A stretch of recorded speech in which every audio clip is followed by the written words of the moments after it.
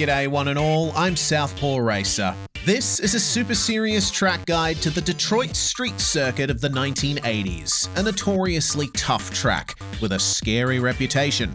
Detroit is the birthplace of many significant, impactful things and people that echo in our lives every day.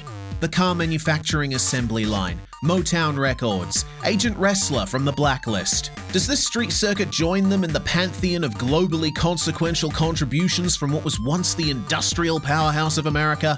Let's find out from behind the wheel of the most appropriate car I can find. Blasting down the pit straight, the lap begins in a vast parking lot on the bank of the Detroit River, the only part of the track that isn't fully on public roads. Turn 1 seems like a pretty simple affair. The maximum speed around the lap is reached right here on approach, and the advertising on the right is around where you should start braking. It's quite a fast and flowing left-hander where you wrestle the car to the guardrail and hug the inside. All you have to do is wait a bit to get on the power. Nope, wait a bit longer than that. Not my tempo.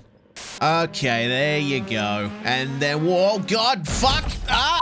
Anyway, whether you nailed the exit of turn 1 or not, you'll find yourself careening at breakneck speed down to the other end of the parking lot, where you'll find some light poles on your left. Somewhere around here is the braking point for turn 2, the first of the circuit's 11 90-degree corners. Seriously, count them. There they all are.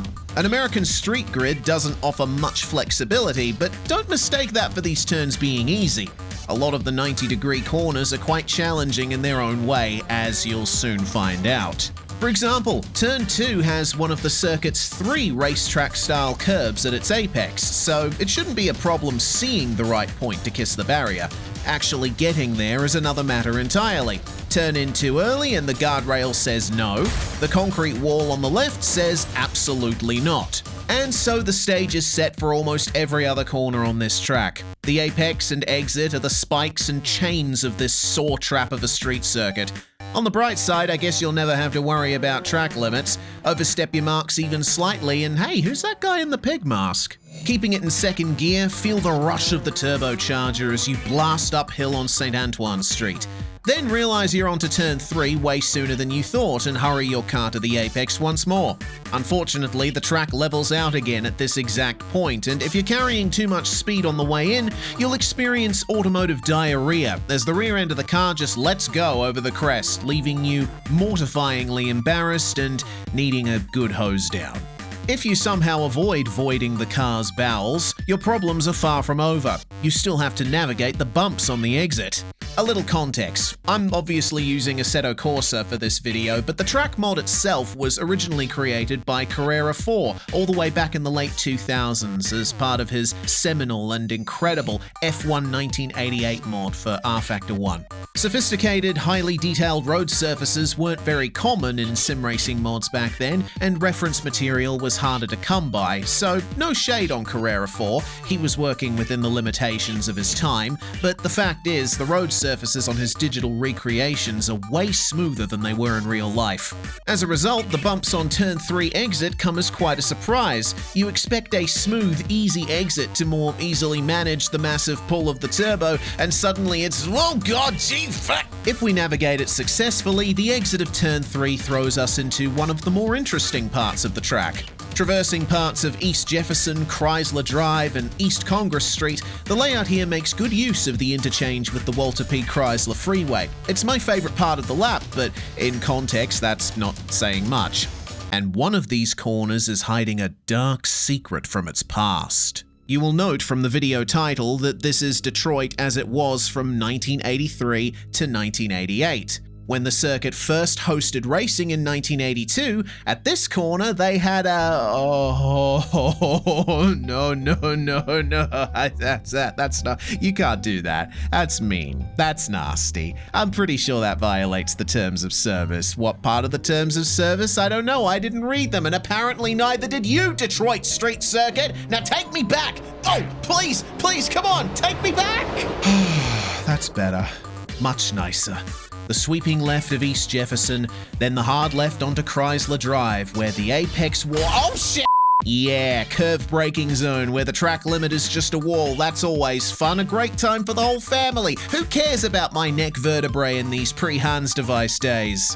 One way or another, you'll get to the apex of turn 6, I think. It depends on how you count corners. I couldn't find an official corner count for this track, so take my numbers with a handful of salt.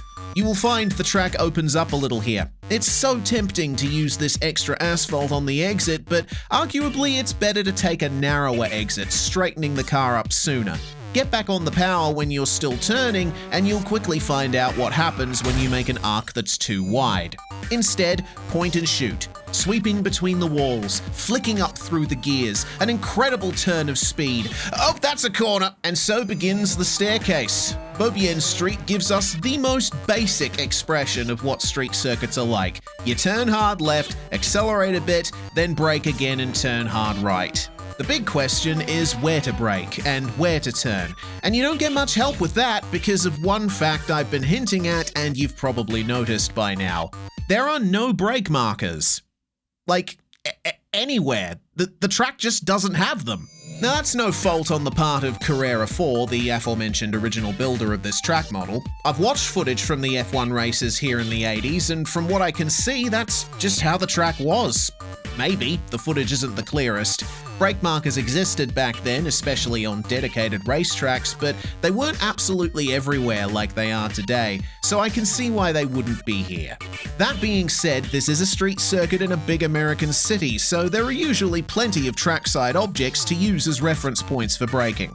But we're driving a 1980s turbocharged Grand Prix car, which, as we've already seen, is basically a grenade on wheels shot out of a railgun strapped to the back of a fucking rocket with the controls of an old railway signal box. All of that asphalt disintegrating power is still delivered through a manual transmission, and the turbo lag is insane. Spool up the turbo too late or too early and corner exit is compromised. Spend too much time off throttle when shifting gears and straight line speed suffers. So the speed you're going when you actually need to brake can vary wildly, even before you think about adjusting the boost level of the turbo. All of that to say, if you ask me what the braking point is for any corner on this lap, I'd say, vibes? Pick a spot, stomp on the stop pedal and hope for the best. That's all I can tell you. I could say a lot more about the consequences of getting it wrong, which brings us to the left turn onto Woodward Avenue. You see those bridge support columns over there? One of them is the breaking point, but pick the wrong one and the apex is a distant dream, replaced by a waking nightmare where the shadow and the darkness is another of the same bridge support columns. The Detroit monorail runs alongside this part of the circuit, a substantially immovable piece of infrastructure which defines the shape of the runoff area. The curb and verge on the right-hand side of the exit don't help matters either.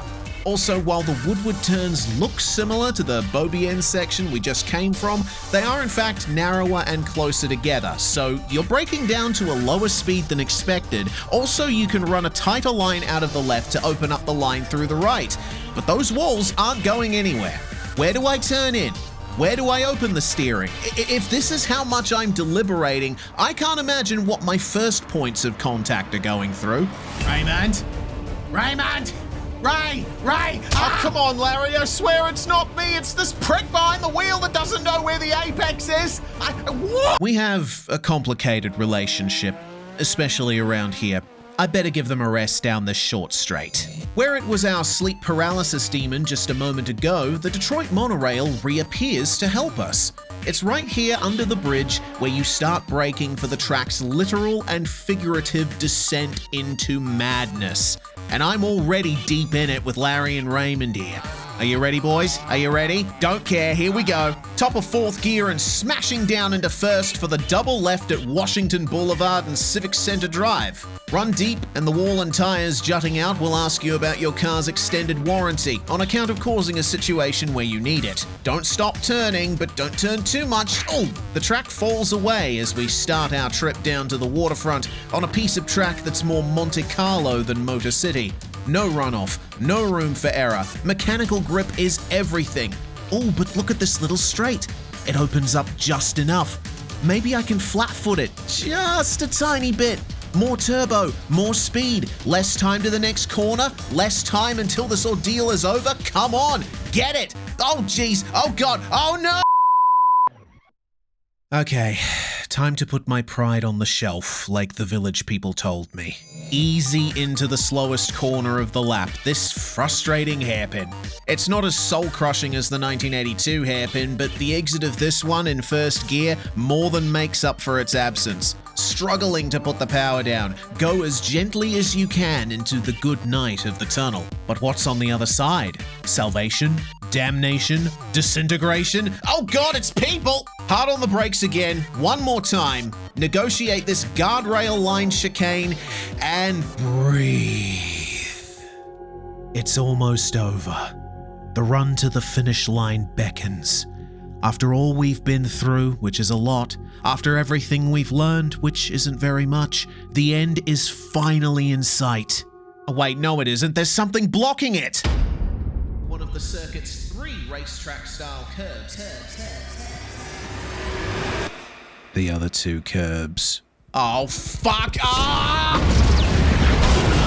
One last sting in the tail. The nerve, the gall to put a 3rd gear tyre chicane at the end of the lap. How dare you, sir? Was the chicane before it not enough? I'll tell you something, it was enough for IndyCar. Yeah, you heard right. After the F1 contract ended, American Open Wheel raced here a couple of times, and when they saw this chicane, they probably thought the same thing I'm thinking now, which is, no! When I get my classic motorsport fix, I love stuff from the 80s as much as anyone, but God am I glad F1 tracks don't build chicanes like this anymore.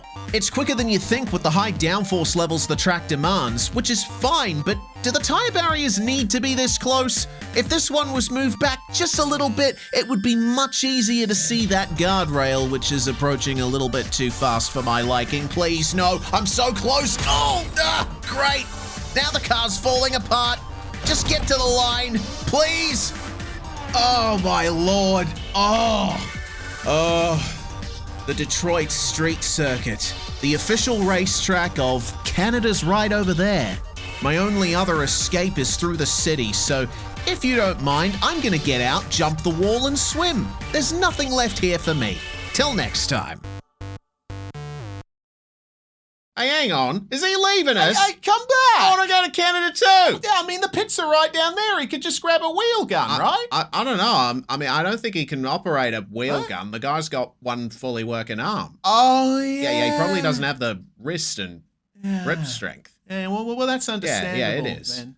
He couldn't bring us across either, could he? Oh, true. Yeah, like we're inflated, so there's some buoyancy there, but you couldn't drag both of us on account of the one-handed thing.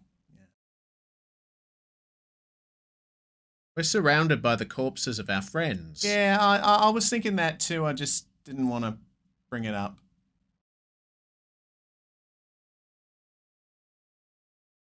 This video was once again brought to you by my patrons over at patreon.com/SouthPawRacer. A special shout out to my super serious supporters whose names you saw on my car: Addison Gonzalez, Blue Fox 2001, Callum Crayston, Charlie Lord, Cisco Scaramuzza, CJ Flash 99, Crosso Dog, Jay Kennedy, Paul Smith, Rummy Diver, The Original Sticks, and Tom Hins. All of these lovely people scrolling by support me and my content every month, and they also have the ability to vote on the next Super Serious Track Guide. If you'd like to join them for as little as $1 a month, consider becoming a patron today. Thank you very much for watching, and I'll see you at the first corner.